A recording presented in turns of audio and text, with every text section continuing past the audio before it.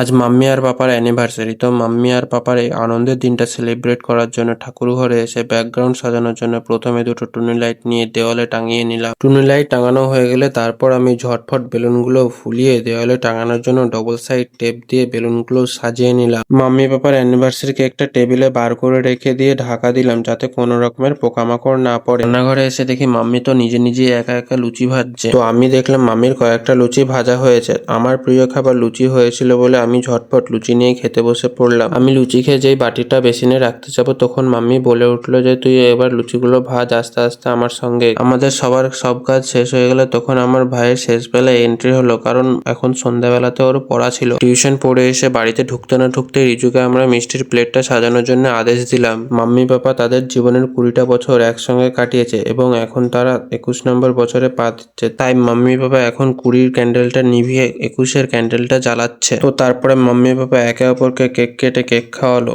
আজকের ভ্লগ এতদূর পর্যন্ত। যদি তোমাদের ভ্লগটা ভালো লেগে থাকে তো লাইক অ্যান্ড সাবস্ক্রাইব করো। আরও এরকম নতুন নতুন ভ্লগ আসতে থাকবে। তোমরা যদি আমাকে সাবস্ক্রাইব করো আমি আরও মোটিভেট হবো ভ্লগ বানানোর জন্য। So by.